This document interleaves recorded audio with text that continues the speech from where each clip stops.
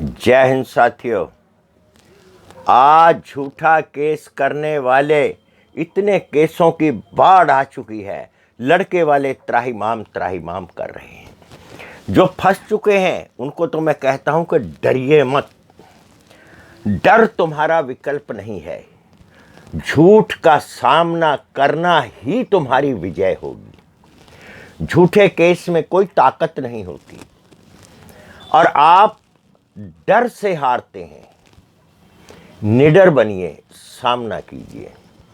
आज मैं उनके बारे में बताना चाहूँगा, उन बहनों को, उन बेटियों को जो अपने बच्चे की शादी करने जा रही हैं। अपने बच्चे की जब शादी करें तो दो बातें ध्यान में रखें।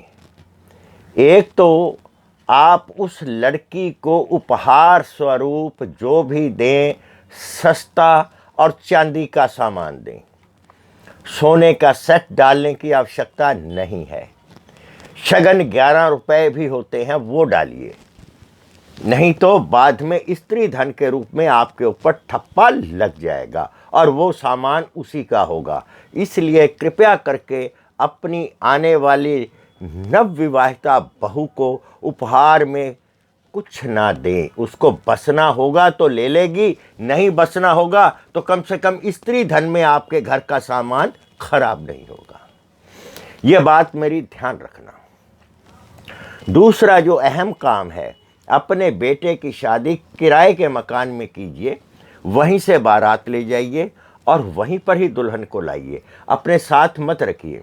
संस्कार की अच्छी होगी तो आप अपने घर ले आइए, नहीं तो आपका परिवार पूरा सुरक्षित रहेगा। खाली लड़का उसको अकेला बहुत अच्छा निपट सकता है और आप उसका साथ भी दे सकते हैं।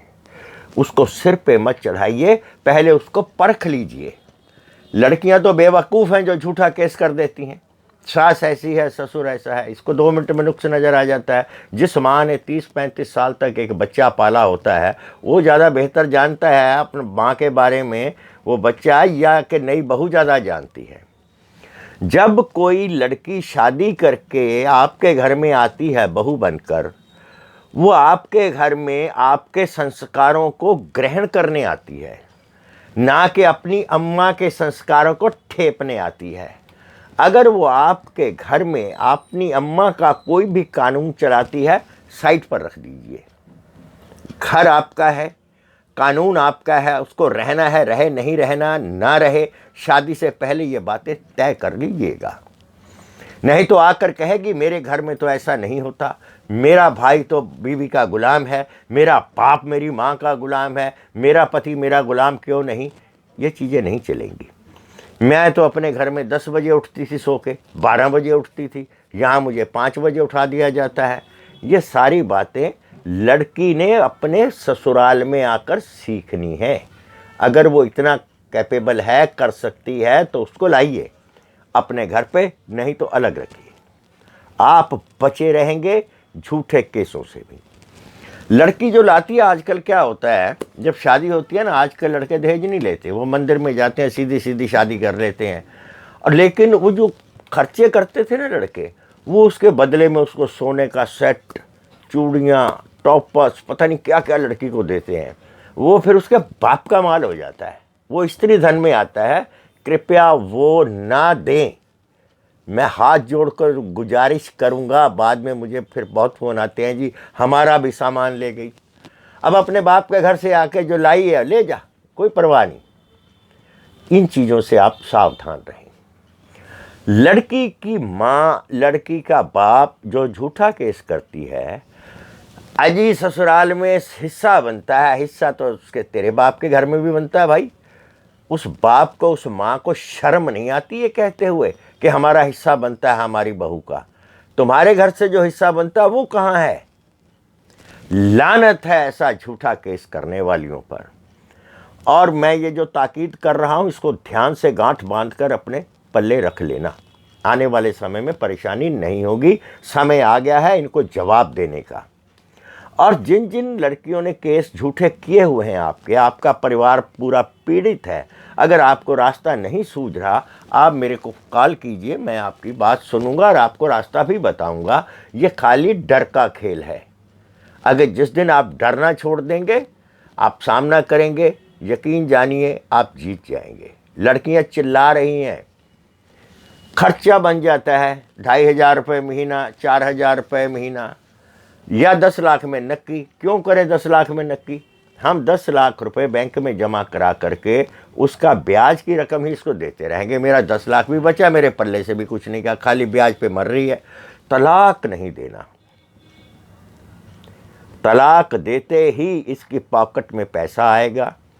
अगर आप पैसा नहीं देते, ये छूट जाएगी, किसी नए शिकार को फांसेगी। ट्रेंड हो चुकी होती है। इसलिए आप इसको तलाक मत दीजिए। आप इसका खर्चा ब्याज से ही देते रहिए। इसके घर में इसको सड़ा दीजिए। तारीख पे तारीख पड़ती रहेगी। नया पति लाना है, ले आ, उसको भी ले आ तारीख पे। फंसेंगी। इसलिए भयभीत मत होना। जिसको डर लगता हो, मेरा फ़ोन नंबर मिलाए, मैं उसका डर दूर कर दूंगा। लड़कियां अब जुल्म नहीं कर सकेंगी, क्योंकि लड़कों का सशक्तिकरण करने के लिए मेरे जैसे कई लोग आ चुके हैं जो डरना छोड़ चुके हैं और आज विजय का गान गा रहे हैं। तो कृपया बहनों और मेरे भाइयों, जो अगर अपने बच्चे की शादी कर रहे हैं, तो मैं एक बार अंतिम बार आपको फिर कहने जा रहा हूं, इनको उपहार में सोने का कुछ मत दें। शगन के रूप में 11 रुपए होते हैं, ये शादी करने से पहले तय कर लेना। अपनी तड़ी में मारे मत जाना। ये मत सोचना कि हम एक बहुत बड़ा पुण्य का कार्य कर रहे हैं। पुण्य तो जब पता लगेगा जब आपके गले में ढोल बज के पड़ेगा ना, और सबकी इज्जत खराब होगी। इसलिए शादी जब भी करें, सिंपल करें। बहू को उपहार स्वरूप उतना ही दें जितना आप सामर्थ्य रखते हैं। एड़ियाँ मत उछालिए, वरना पछताएंगे। चांदी का सामान दीजिए, 10-20 हज़ार का बहुत बढ़िया आ जाता है, लेके हल्का फुल्का डाल दीजिए। जो अपने मायके से लाइए ना, उतना ही दीजिए बस, फालतू देने की ज़रूरत नहीं है।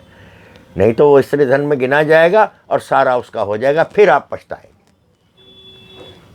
जय हिंद साथियों। एक बार फिर कह रहा हूँ, ध्यान रखें, स्वस्थ रहें, तंदुरुस्त रहें, मस्त रहें।